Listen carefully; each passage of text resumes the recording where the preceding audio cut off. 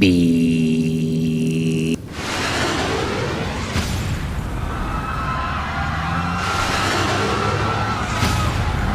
Oh my god, a second chill has hit the tower. Hello, dear viewer. I did not anticipate to speak to you today, as I've been celebrating Midsummer.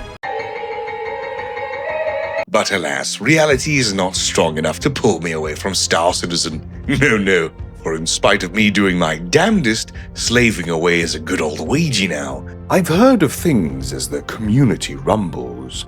Yes, this is another stream of consciousness video I've written at Mark 5. To tell you the truth, I am quite shook. The news that I've heard and seen are most shocking indeed, and it is time to respond.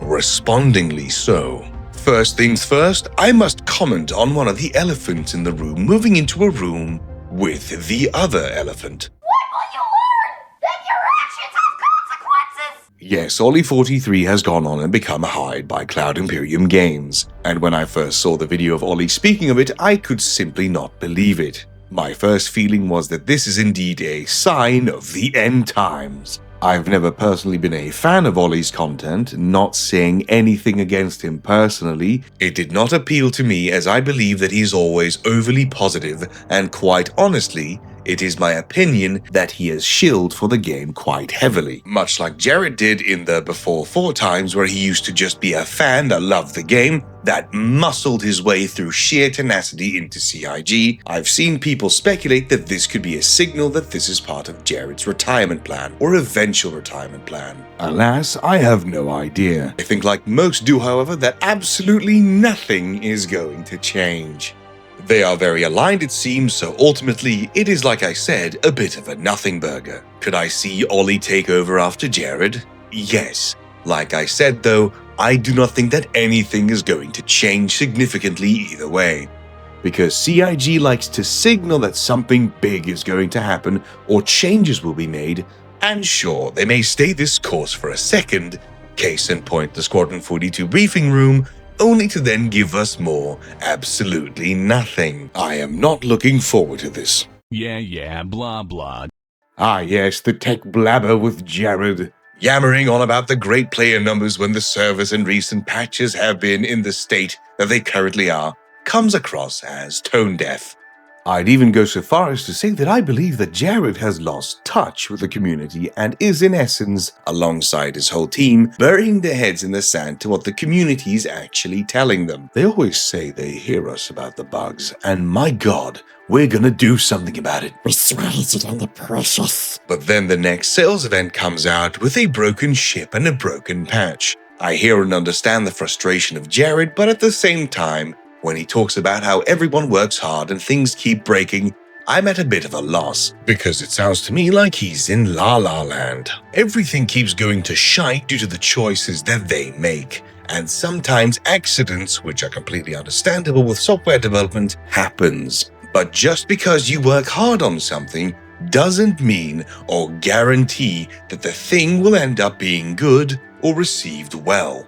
And I struggle to find the reason as to why Jared seems to believe this. He should know better by now. I was originally going to be talking about this in the video I planned on releasing in 2 weeks, but I will give you a little bit of a taste here. During the live, they speak of the issues and joys of running a constant live service. But if the constant live service is causing this many problems due to it being an alpha and constantly adding new game-breaking things, maybe they should stop.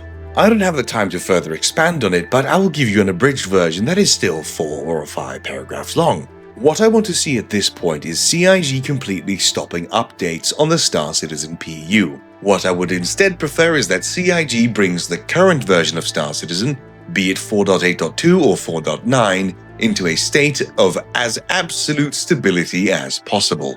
No big updates, no big content releases or features, just bug fixing if there's anything egregious. What I'd like to see them do is scrapping the quarterly patches, which really are just a vessel for selling more ships. Content and features be damned. I would instead go for 1 yearly patch or 1 every 6 months. But instead of uploading it to the PU, I would upload it to the PTU.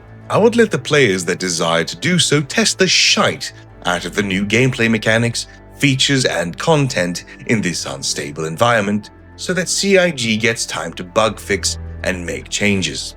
This method would essentially allow the players that want to just enjoy the game to enjoy the game on a stable PU patch, and potentially bring friends in to say, look how good this game can actually be. And meanwhile, the true pioneers and the gluttons for punishment can go onto the PTU to their heart's content. Only when the stability of the new patch is proven would it then be migrated onto the PU in the live environment. That is basically the only way that I see this live service thing being feasible in the perpetual alpha that we are currently in.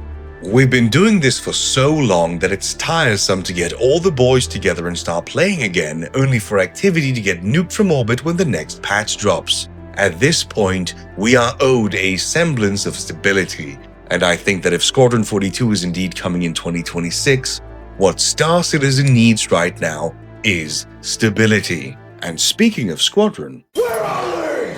Squadron 42 is always 2 years away, but it is at the same time always around the corner. Finding out that several content creators have been invited to a closed event in Manchester, I rushed to my PC to see if I had gotten this coveted email. Yes, ladies and gentlemen, I am quite happy to announce that I was not invited to the closed event. But not being invited truly did not have any effect on me at all, and will cause any sort of... I wonder why they didn't invite me. After all I've done, all I've said about Jared, Chris, and Sandy, and all the rest, why would they not invite me? It's me, damn it! I find the lack of fish representation at CIG's upcoming Squadron event truly disturbing. Fish rights are human rights. We are just the same as you. This just goes to show how far we haven't come, where fish are not equally represented in society. Shame on you, CIG. Shame on you, Chris Roberts. But this event could potentially mean a lot of things. Some positive and some negative. I'm of course slanting towards the negative. But I will take any excuse for copium or hopium, as cesium is not good for the soul. As I've been able to manifest, it is my guess that there are a couple of possibilities, such as the following. Option number 1. Squadron 42 is on track for 2026 and will release after this Squadron Con, either right after or the week after, meaning they'll be releasing in October, as I have been predicting all along. Yes. Option number 2. It will either be a live-streamed event or a closed-off event, a bit like an Evo Carty patch, where they will sign an NDA and report back to the community what they saw and what they think. But the caveat will be that they're doing this event because Squadron 42 will indeed be delayed into 2027 to avoid GTA 6, and these influences are supposed to help CIG widen the front against any potential fan backlash. Because these influencers will tout how great the experience was and that CIG have been cooking to mitigate the PR disaster. Option 3. They get to play the game, they love it, the game comes out in 2 years. I understand their desire to have a closed event still, and I'm glad that these selected individuals will get the chance to play the game that we've all been waiting for so long. I just hope that the rest of us backers aren't left out in the cold as per usual. We have also huddled that line, Chris, and I'm still very much a October stan. It's October or bust for me personally, so I really hope the closed event is just the preamble for the full release. It's like I've said, time for CIG to show that they can actually make a full game. It's time for our trust and our patience to be rewarded, so I don't think that they should hold off. I know the ever-looming GTA 6 is on the horizon, and I understand that it will demand attention like a black hole. But I think that this idea is compounded by the fact that people think it will happen and therefore overcorrect and adjust to, in essence, make it become even more of a reality. Barbie didn't give a damn, and it got pressed just by the virtue that it wants to release in the same window as GTA 6. Chris Roberts did say he'd put up Squadron 42 against any AAA title, so that'd be the true test to indeed release in October with GTA just a month away, allegedly. I find the news of Squadron Con to be quite heartening, and the cope reserves are slightly filled by these news. As many like myself had speculated, we thought it would be the only suitable alternative to the cancelled CitizenCon. I also hope we will come to hear more information about this inbound event next week. For now is not the time for you to close the door, Cloud Imperium Games. Now it's time to swing those doors wide open and open your development and share your plans. Give us what we are owed, give us assurances, and finally, deliver.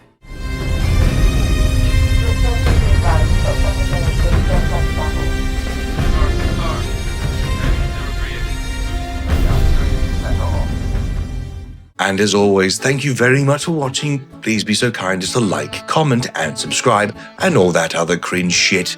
If you wish to support the channel monetarily, you can do so by going on Ko-Fi or by becoming a YouTube member. There is also going to be a special video releasing next week on Friday, hopefully, that I hope you all will enjoy, where our dreams may travel from the virtual to an actual reality. Ooh. As always, a stupendous thank you to all my wonderful Banu merchantmen, without whom all of this would be improbable. A deep and most humble thank you to my wonderful Apex fishies, Fond, Raptor Jesus, DJ Crowbar, Half-Breed Bastard, Magic. A suspicious thank you to my Sustremings, Unknown Tim, Mouseclick, Raubvogel, Nilsy Boy, Austrian Let's Play, DJ Crowbar, Combat Creations, Half-Breed Bastard, Leduc, Davidri. An ostentatious thank you to my fantastic people, Ifanura, Styles, Neoma, and Ignore Me. And a benevolent thank you to my Finthusiasts, Dark Silver, Nofa, Beskar Armor, Volteca, Dragon Fury, Tenkins, Elenium Productions, XDK, The Ham Jam, Noclat, Comrade Winston, Bloodix, and Monk. And a natural thank you to all my wonderful herrings and roes. Thank you all very much for the money.